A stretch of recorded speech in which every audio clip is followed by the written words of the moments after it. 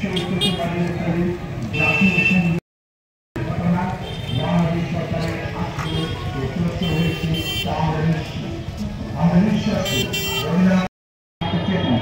মানবতা ধর্ম বর্ণ ভাষার বিভাজন ও সংকীর্ণতার বিরুদ্ধে বিশ্ব চিন্তার আলোক বর্তিকা হচ্ছেন রবীন্দ্রনাথ।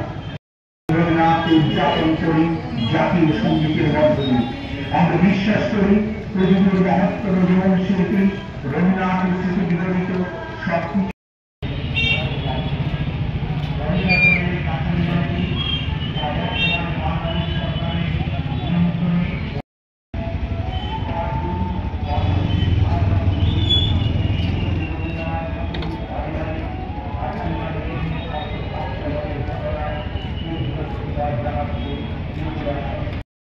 সে আমাদের বাংলাদেশ বা অন্যতম স্থানে তার ভিন্ন ও লজ্জাজনক এবং অমার্জনীয়।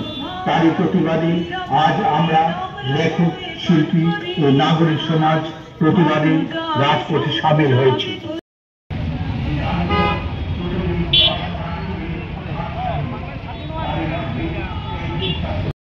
বিগলিত স্থাপত্য, ভাস্কর্য, উগ্র ধর্ম মৌলবাদীরা ব্যাপক ভাঙচুর চালায়। বাঁকা পথে সরকারি ক্ষমতাসীন হয়ে লেখা জাতীয় সঙ্গীত আমার সোনার বাংলা বদলাতে চায়। তারই প্রতিবাদে গোটা বাংলাদেশের প্রতিবাদের ঝড় উঠে। সেই প্রতিবাদ যখন অত্যাচারীদের পতন, চরম পতন হবে, প্রাসাদে, বন্দরে, বাহিরে, অন্য বাংলাদেশের সিরাজগঞ্জের শাহজাদপুরে, শাহজাদনগরে রবীন্দ্রনাথ ঠাকুরের পারিবারিক কাছারি বাড়ি, যা বর্তমানে বাংলাদেশ সরকারের নিয়ন্ত্রণে রবীন্দ্র স্মৃতি জাদুঘর। সেই জাদুঘরকে কিছু মৌলবাদী, ষড়যন্ত্রকারী, দুষ্কৃতীরা ভাঙচুর চালায়।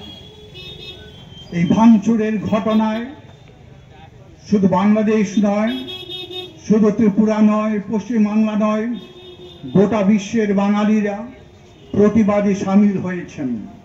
প্রতিবাদে সামিল হওয়ার জন্য প্রতিবাদ, কোনো অন্যায় যদি ঘটে তার যদি প্রতিবাদ না হয় তা হচ্ছে আরো বড় অন্যায়। সেই তাগিদেই আমরা আজকে এই প্রতিবাদ মিছিল ও সমাবেশ সংগঠিত করছি।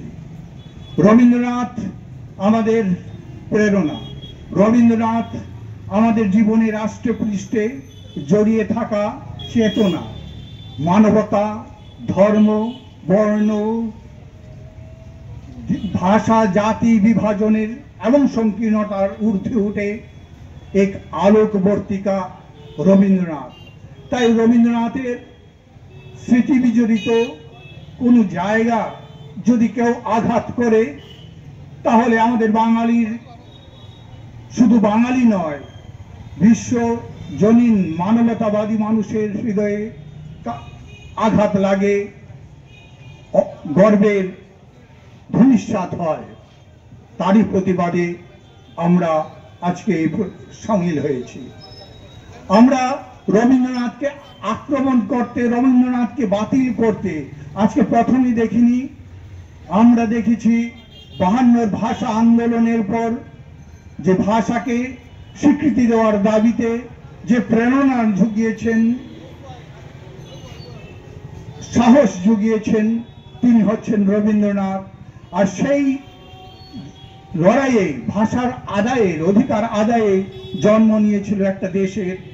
সেখানে সে যে লড়াই হয়েছিল, রণাঙ্গনে মুক্তিযোদ্ধারা যখন লড়াই করছিলেন, তখনও প্রেরণা হিসাবে রবীন্দ্রসঙ্গীত ছিল একটা সংকেত।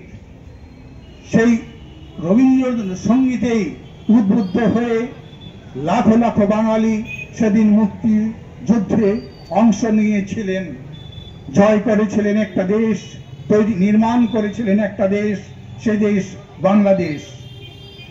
আমরা অহংকার করতেই পারি যে রবীন্দ্রনাথকে আমরা এপার বাংলা ওপার বাংলায় উদযাপন করি, প্রতিদিন উদযাপন করি জাতীয় সঙ্গীতের মধ্য দিয়ে। তাই রবীন্দ্রনাথকে উচ্ছেদ করা, রবীন্দ্রনাথকে বাতিল করা, রবীন্দ্রনাথের স্মৃতি বিজড়িত কোনো কিছুকে মুছে ফেলা তা কষ্টকর, তা কখনোই সম্ভব নয়। আমরা রবীন্দ্রনাথকে অনুসরণ করেই আমরা বলি রবীন্দ্রনাথ যাবতীয় হিংসা, যাবতীয় মৌলবাদের বিরুদ্ধে বরাবর সরব হয়েছেন। তিনি বারবার আমাদের শুনিয়েছেন সাম্প্রদায়িক চিন্তা যেন আমাদের চিত্তকে সংকুচিত না করে। তিনি প্রতিবাদ করেছেন, তিনি জাতিতে জাতিতে সম্প্রদায়ে সম্প্রদায়ে মিলন ঘটাতে তিনি 1905 সালে রাখি বন্ধন উৎসবের সূচনা করেছিলেন। তিনি বিশ্বজনীন, বিশ্ব কবি, এ কারণেই তিনি বিশ্বকবি হয়েছিলেন।